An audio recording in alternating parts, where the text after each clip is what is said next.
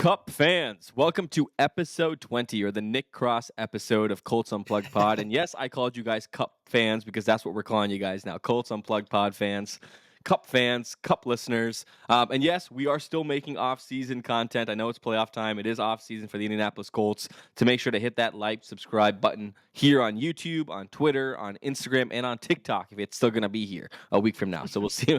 We'll see on that. But today, Logan and I, both co-hosts, are going to be covering the Colts season from the offensive side of the equation, their perspective. How did they finish? What were MVPs? What were biggest areas of concerns and improvement going into next year? Real quick, though, Logan, I have a couple of numbers lined up I just want to read to you and the audience, and then we'll take it from there. Overall, the Colts were ranked 17th in points per game at 22.2. They were top 10 in rushing. They were actually number 8, 137 yards per game rushing. Passing wise, they were 25th at under 200 yards per game, 197 yards per game. Pretty low. You don't see the Colts organization being that low on the passing side of the equation after having even the bridge guys, right? You're talking about even Gardner Minshew led offenses and Jacoby Brissett led offenses. Total offense in yards, they're 13th. And red zone, something to take into consideration. Red zone play calling is obviously very important. It leads to touchdowns versus field goals. They were ranked 22nd. They scored touchdowns about 53% of the time they were in the red zone, and 18th on third down. 18th, ranked 18th in the league on third down percentage at 37%, nearly 38%. Kind of some mind-boggling stats looking at it from the expectations we had from Shane Steichen's rookie year as head coach. But I mean, dive into that, Logan. What did you see on the offense side of the ball this season?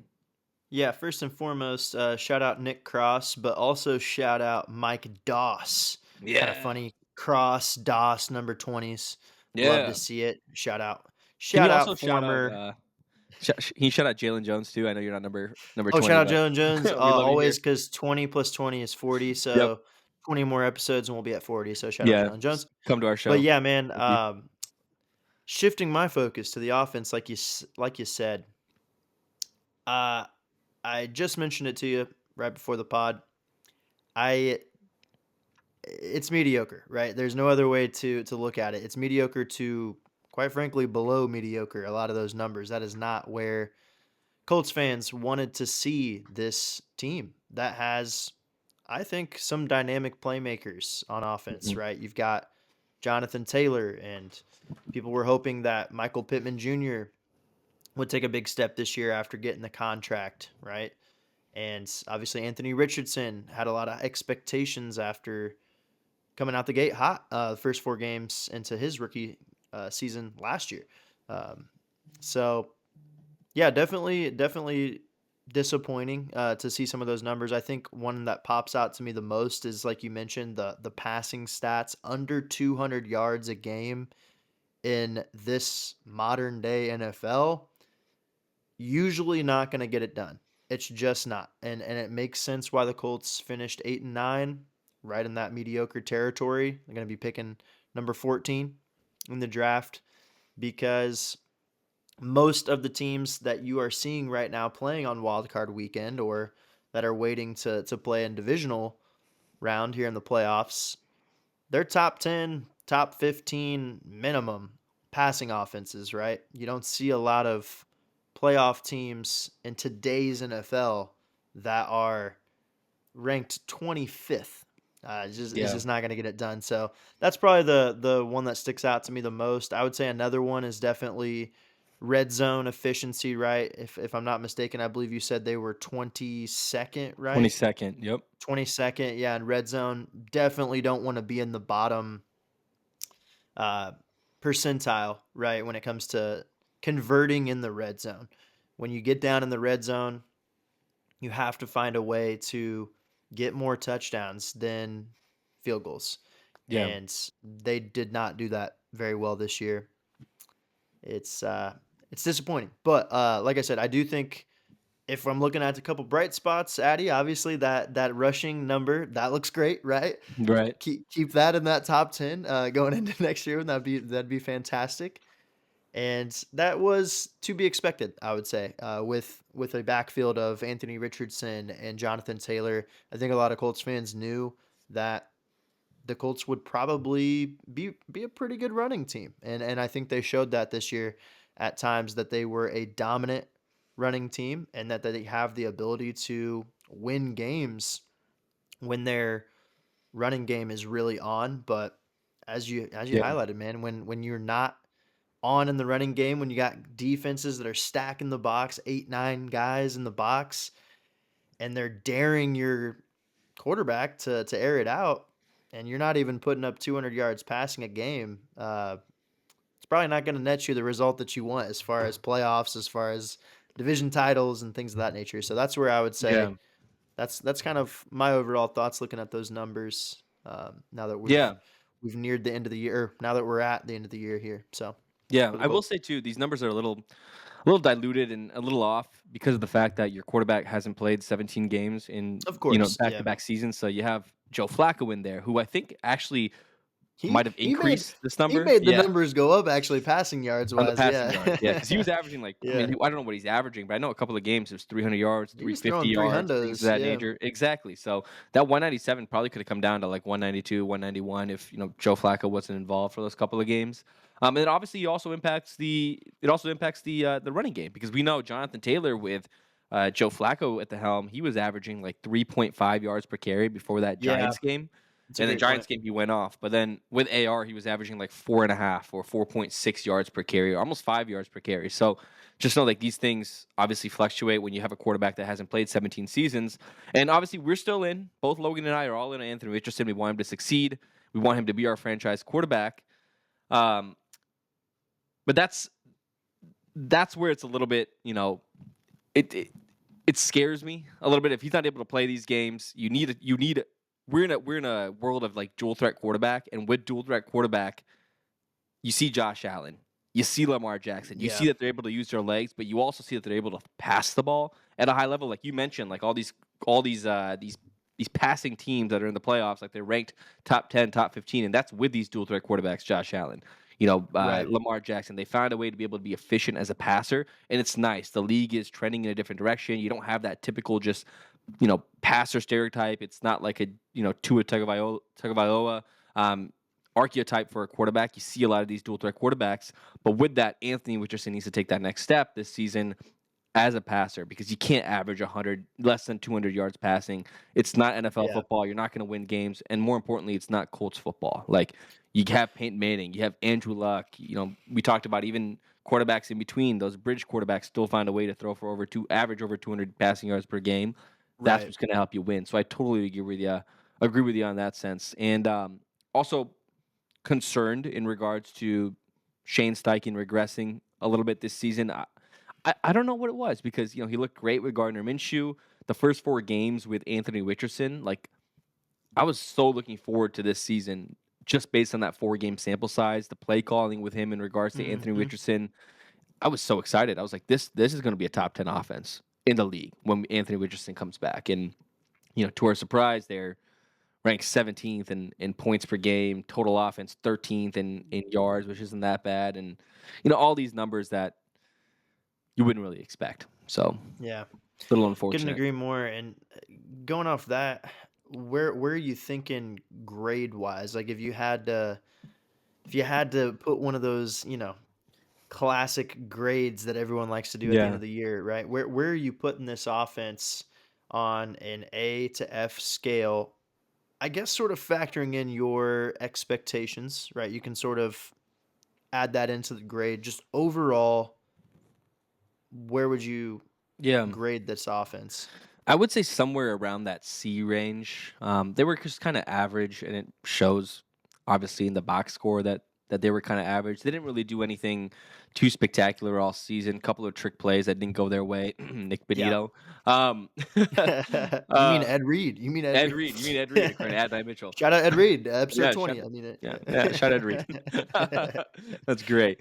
I will say, the grades probably could have been a little bit lower if it wasn't for the last couple of weeks. I felt like Shane Steichen was really utilizing Anthony Richardson's strengths with QB design runs and things of that nature. The offense wasn't the reason that they lost the game against the Giants. I felt like Joe Flacco was slinging it and things of that nature. Even against the Jags, like it was stagnant for a couple of quarters, and I think that was my biggest problem is there was no consistency. It was like first quarter they just felt dialed in. First play, everything scripted. The first drive. Second and third quarter, it just felt like, okay, just stagnant offense, nothing was going on. And then fourth quarter, they're like, okay, let's go back to whatever we did in the first quarter and run Yeah. it. And I get it, defenses adjust, but it just felt like that all season. I don't know if you felt the same way. It was like 1-4 was great, 2-3 just kind of sucked. Yeah, I agree with you completely. There were so many times when I was watching the offense in the first quarter and you just had these great plays and it was the like you mentioned, Shane Steichen's script for the first quarter of these games. Man, if he could have kept that script up for the entirety of the game, we Yeah, might be talking about Colts still playing, yeah, come divisional round time. But yeah, it did seem like he dropped off drastically after he had to go from scripted to sort of allowing the game to come to him. So I'm not really sure where the disconnect was this season on the offense on that side of things for Steichen. Grade wise for me, I'd probably teeter pretty close to yours. I'm gonna go C minus. I think we did the I did see a lot of good things this year from players, and I'll get more into that on the MVP side in our conversation. But I did like the fact that there were some questions at certain positions going into the season, and some of those questions were answered. Obviously, hmm unfortunately, it was not answered at quarterback, the most important question. I think there's still a massive question mark there. So that's why I would still keep it at that C minus range. right. But obviously saw some good things out of Jonathan Taylor in the running game. But yeah, overall, just pretty disappointing. I think I had high expectations for a combination of Anthony Richardson and Jonathan Taylor. I felt like that combo would actually open up the passing game a little bit more for Anthony Richardson. I felt like teams would be scared and they would stack the box, right? Defenses would stack the box and try to attack Jonathan Taylor, and then that would free up really down the field for Anthony Richardson. And at times it did, right? We saw that. We saw at Yeah, times that the deep ball was open and it was active, but I would have liked to see Anthony Richardson take advantage of some of those intermediate routes and some of the middle of the field stuff, as Chris Ballard mentioned in his press conference recently. He said, yeah, he wants to get a guy, a receiver or a tight end that can really dominate the middle of the field, and that's where the Colts really, really struggled mightily on offense yeah, this season was the middle of the field, and you can every single game you can go back and watch the film. That's pretty much predominantly, especially the games they lost, what was the area that they struggled the most was completing those intermediate passes in the middle of the field, taking what the defense gives you, things of that nature. So yeah, I think yeah. I'd probably land on about a C minus. Not the worst thing in the world, but not where I not where I anticipated the Yeah. offense being this year. And what I will say is that everyone says, right, it starts at the quarterback position. It's been a carousel for the Indianapolis Colts for the last 7 seasons in terms of the quarterback position. But to kind of challenge that mentality too, it also starts in the trenches, right? It starts with your offensive line. And I do think the offensive line, when healthy, looked phenomenal. Like those first couple of games when the five starters were there, like Ryan Kelly, Quentin Nelson, Yeah. just every single starter was there that week. Bernard Ryman, Will Fries, and then Braden Smith. That offensive line looked like a top five offensive line in the league. Unfortunately, this league is, it's it's a disruptive league. There's injuries, things of that nature. Losing Will Fries, I think, had big impact. Braden Oh Smith, yeah.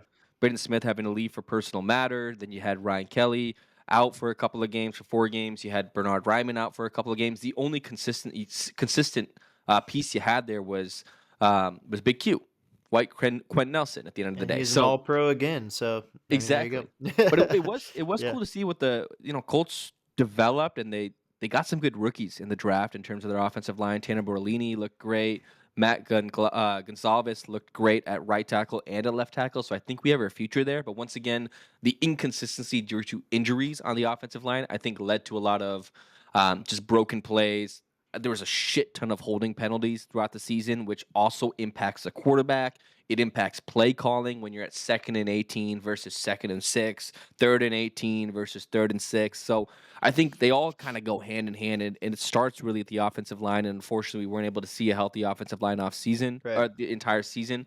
I hope this off season they come back, they bounce back, they stay healthy because I love Tony Sparano Jr.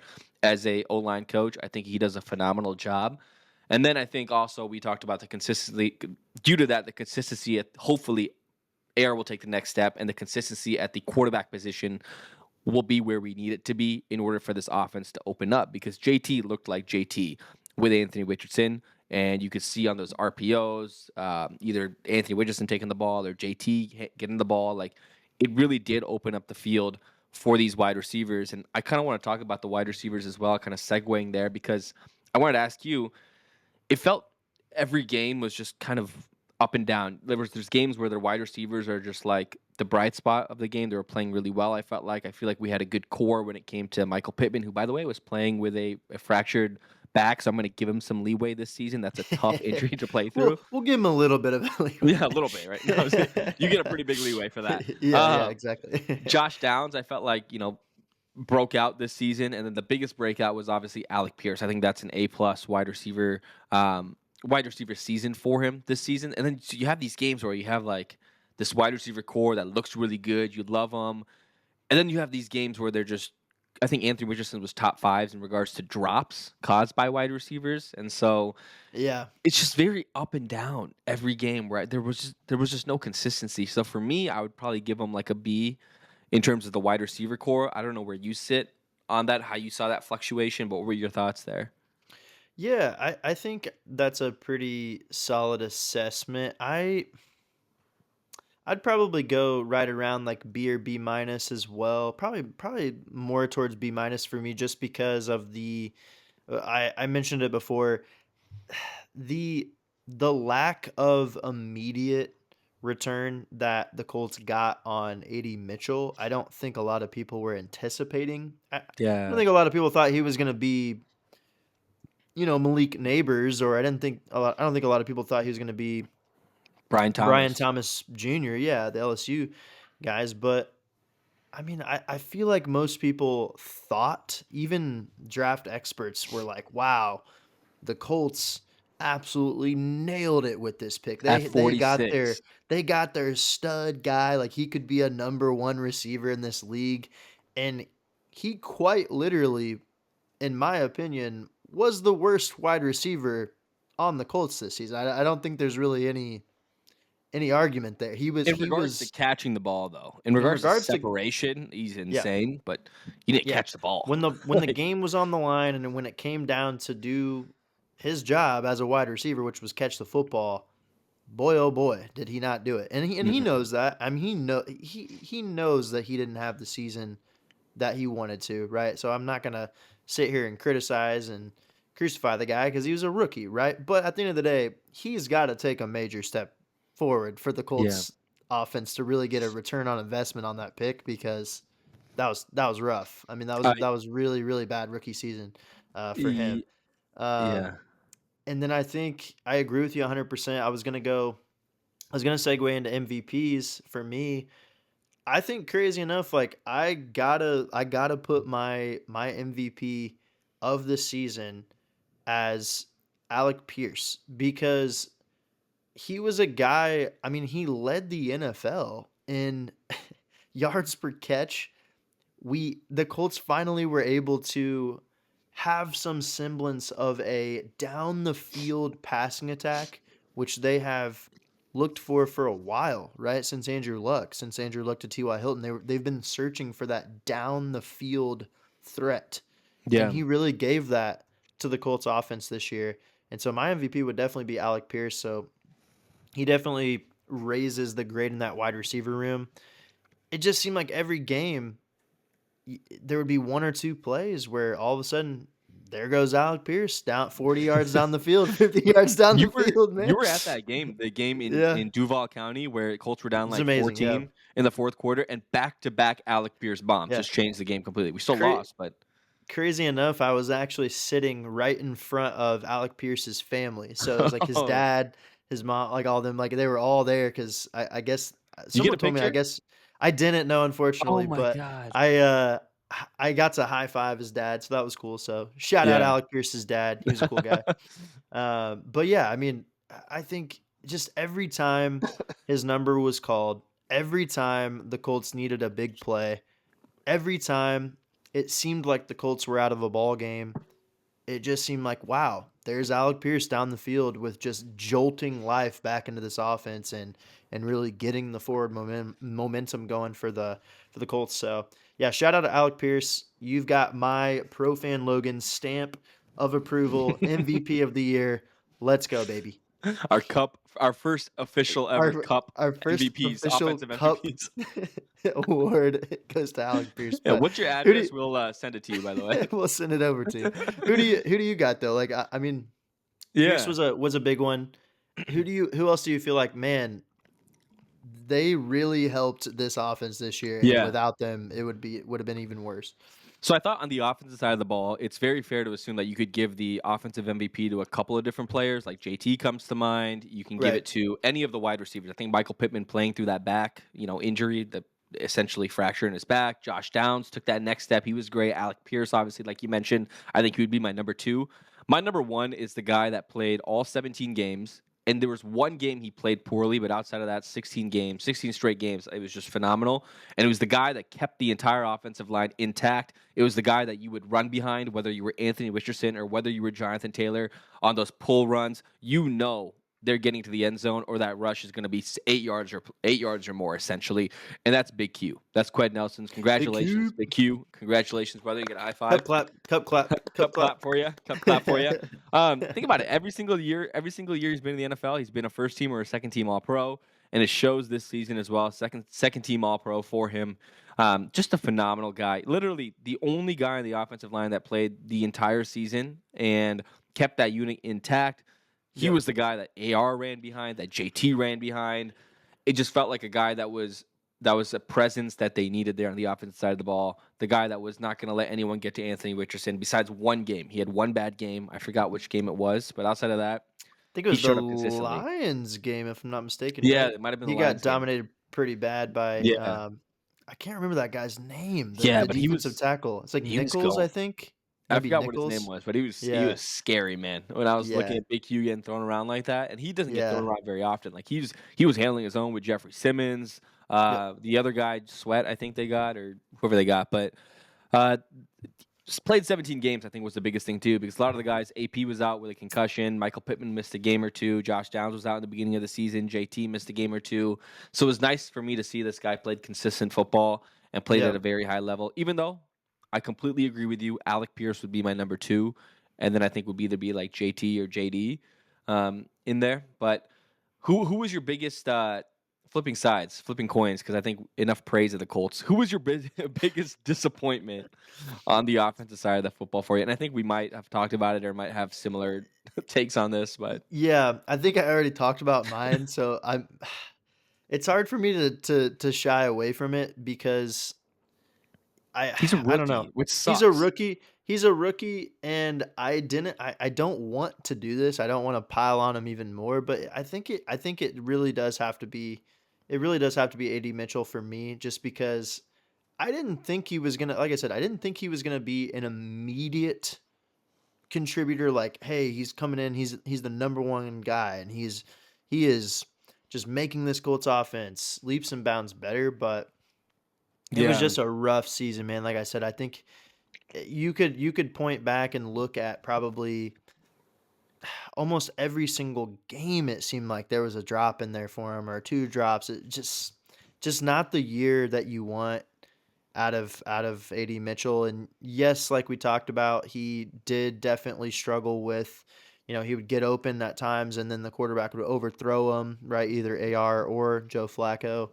And yeah, just a tough season, but I think the good news is he is a rookie, right? And so hopefully he can kind of put that behind him and get into the offseason, get his mental right, and work on catching that football, man. Like just yeah, just just hit the jugs machine every day in the yeah. offseason and Yep. get that ball in tight and get it popping. So you know? I I will say I agree with you. I kind of feel bad because he's a rookie. I agree with that, but I do have one more this disappointment in regards to the offensive side of the ball, and it would be the tight end group as a whole. They Oh, were just yeah. completely As a whole, I think that's fair. Yeah. completely non-existent. Like you had just one singular average tight end on each NFL team have more passes or catches and yards and touchdowns than the entire Colts unit, which is just insane to me. So Tyler Warren, welcome to the Indianapolis Colts, baby, at 14 overall.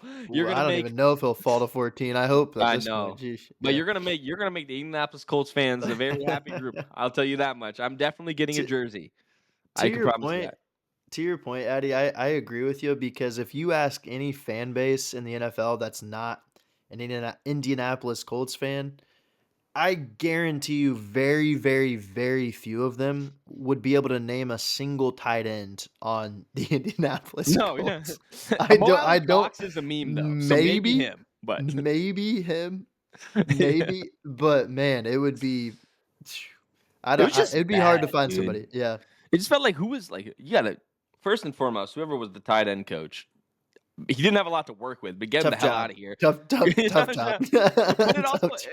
it's like the Bengals DC lost his job because of, Yeah. shit quality of players. Sometimes it's not your fault. You just got to go Yeah. because of the quality of players. But Right. Mo Alley Cox, you got to go. Drew Ogletree, I don't know. Colin Granson, you got to go. It's just like the entire core group is being taught the same things because they all made the same fucking mistake every single time. Whether it was Yeah. running the wrong route, not being able to look at the ball when it's coming towards you, and catching the goddamn rock.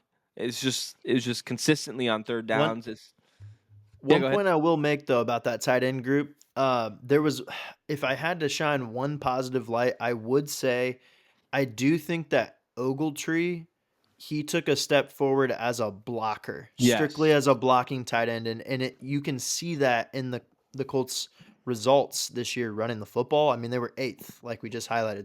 They ran for 137 yards a game, right? So that's Yeah. really good. Yeah. And he was a good blocker, but he's just not talented enough, in my opinion, to be that like Brock Bowers or Tyler Warren type guy, right? Where he's going to actually impact the game offensively as well in the passing game. I think he's a Yeah. great blocker, and maybe they bring him back, as a guy that they bring in for packages and stuff like that. So I'd be okay with that because he was a pretty darn good blocker at times this year. And Um, Jelani, we're missing to see what Jelani looks like if he can stay healthy. Basically the Juju Brents of the offense, but yeah, if he can stay healthy, like he's a pretty solid 6'7", 6'8" tight end, just like all the other yeah, guys, and we get that's a good catching capability. that's a good disappointment one. I will say one honorable mention I want to say too for just like a quick shout out for the offense. Mhm. Quick shout out to the rookie, like you highlighted, the rookie offensive lineman this year. What Oh a man, tough yeah. spot to get thrown into. Cup clap, What a tough spot. Yeah, cup clap. cup clap, Yeah, cup clap. shout out Tanner Bordellini. Shout out Matt Gonzalez. Two rookies like that stepping in and playing multiple games at a high level actually, and being part of a offensive line that blocked for a top 10 rushing team. That's impressive, man. Like that's impressive, and it's really tough to do that as a rookie, especially knowing that they didn't get a ton of reps on the Yeah, first team, right?